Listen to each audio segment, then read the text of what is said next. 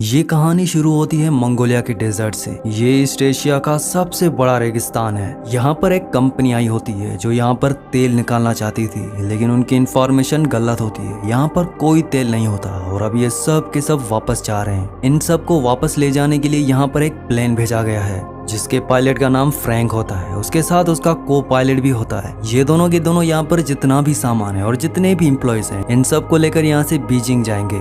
ये सब के सब प्लेन में बैठ जाते हैं और बीजिंग के लिए निकल पड़ते हैं। और तभी इस बहुत बड़े रेगिस्तान में तूफान आना शुरू हो जाता है। फ्रैंक का जो को पायलट होता है वो बोलता है कि हमें क्या करना चाहिए। फ्रैंक कहता है कि अगर हम वापस गए तो हमें फ्यूल के लिए इंतजार करना पड़ेगा, क्योंकि दोबारा उड़ान भरने के लिए हमारे पास फ्यूल नहीं है और उसमें कितना वक्त लगेगा मुझे नहीं पता, इसीलिए हमें आगे बढ़ना होगा। इसके बाद फ्रैंक अपने प्लेन को और भी ऊपर ले जाता है ताकि वो रेत के तूफान से निकल पाए, लेकिन यहाँ पर इनका प्लेन ओवरलोडेड होता है। ये तूफान में फंस जाते हैं। साथ ही रेडियो की मदद से राब्ता करने की भी कोशिश करते हैं, लेकिन इनका राब्ता नहीं हो पाता और रेत की वजह से इनका एक इंजन खराब हो जाता है। फ्रैंक कहता है कि मुझे इमरजेंसी लैंडिंग करनी होगी और वो इमरजेंसी लैंडिंग करने के लिए प्लेन को नीचे उतारना शुरू कर देता है। लेकिन ये लैंडिंग इतनी आसान नहीं होती क्योंकि आगे उसे कुछ भी नहीं दिख रहा होता और जैसे ही प्लेन और नीचे उतरता है तो उनके प्लेन का पिछला हिस्सा एक चट्टान से टकराता है, जिस वजह से पीछे का दरवाजा खुल जाता है। इनमें से एक पैसेंजर उड़ जाता है और उसकी मौत हो जाती है। और अब इनका प्लेन रेगिस्तान में घिसटता हुआ आगे तक जाता है और जब प्लेन रुकता है तो ये देखते हैं कि प्लेन में 2 पैसेंजर्स और मर चुके होते हैं, लेकिन अभी भी ये बाहर नहीं जा सकते क्योंकि बाहर तूफान चल रहा है। और जब तूफान थमता है तो ये दिखाया जाता है कि इनका पूरा प्लेन रेत के अंदर दफन हो चुका है। लेकिन कुछ ही घंटों के बाद रेत वहां से खुद ही उड़ जाती है और इनका प्लेन एक बार फिर से विजिबल हो जाता है। ये सब के सब बाहर आते हैं और अपने खाने की सप्लाई चेक करते हैं और उन्हें पता चलता है कि इनके पास 1 महीने के खाने और पीने की सप्लाई है। इन्हीं में से एक आदमी होता है, वो कहता है कि मैं चलकर यहाँ से बाहर निकल जाऊंगा। दरअसल इन्हें यहाँ से बाहर निकलने के लिए 200 माइल का सफर करना होगा, क्योंकि अब ये मंगोलिया में नहीं बल्कि चाइना में कहीं है। लेकिन इन्हें अपनी एग्जैक्ट पोजीशन नहीं पता होती और ना ही इनका रेडियो काम कर रहा होता है।